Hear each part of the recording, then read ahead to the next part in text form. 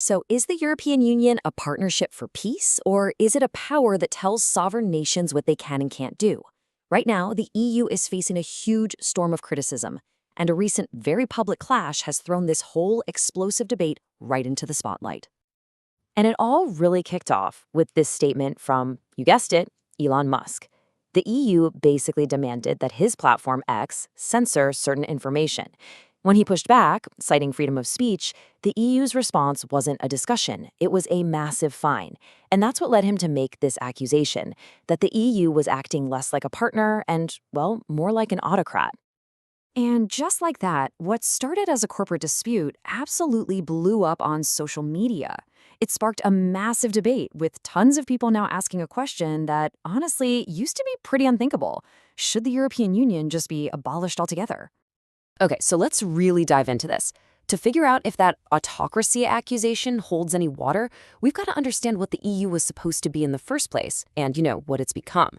And its story really begins in the ashes of war. It all got started back in the 1950s. You had just 6 countries coming together with one big goal: to make sure there would never be another devastating war on the continent. Fast forward to 1992, and this partnership officially becomes the European Union as we know it. Then, in 2009, the Treaty of Lisbon gave the EU even more centralized power. And of course, just a few years ago, in 2020, we saw the first major crack in this whole project with Brexit.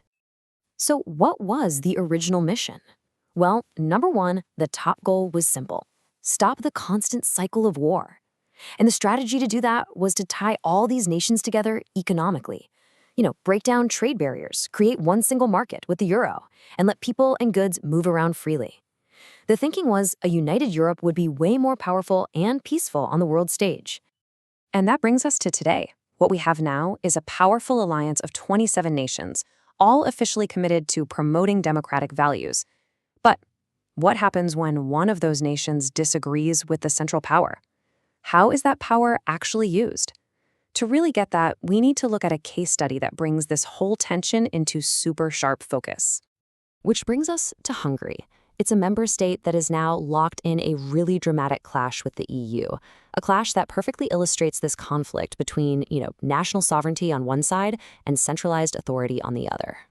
So here's how it started. Hungary's government made a decision to close its borders and refuse to accept migrants.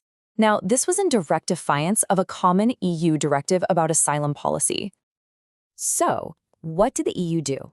Well, its response was a penalty of absolutely staggering proportions. We're not talking a one-time fine here. We're talking 1 million euros every single day that Hungary doesn't comply. So here's the really crucial part. How is this fine even collected?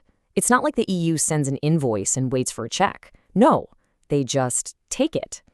To date, more than 743 million euros have been automatically deducted from the EU funding that was supposed to go to Hungary.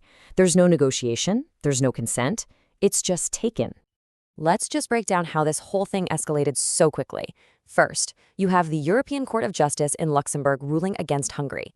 Step 2, Hungary's democratically elected government basically says, no, we're not complying. So step 3, Brussels imposes these gigantic fines. And then you get the final step, the real power move. The European Commission starts automatically seizing the money, completely bypassing Hungary's own government. And this right here gets to the absolute heart of the two radically different ways of seeing this. From Hungary's perspective, this is a sovereign decision made by an elected government, defending its borders, and by the way, with 60% public support. But from the other side, it's seen as simply enforcing a judicial ruling made by unelected judges, a ruling carried out through an automatic seizure of funds. It's like they're speaking two different languages. So you can see how this specific fight with Hungary forces us to zoom all the way back out to that much bigger question. What does it even mean to be a sovereign nation inside the European Union today? And make no mistake, this has massive economic consequences. If things keep going like this, by late 2026, the total penalties are going to soar past 1 billion euros. To put that in perspective, that's almost 0.5% of Hungary's entire annual GDP. And it's being extracted not through a democratic process, but through a judicial order. This is exactly what leads critics to ask this really fundamental question about what the EU's true nature is.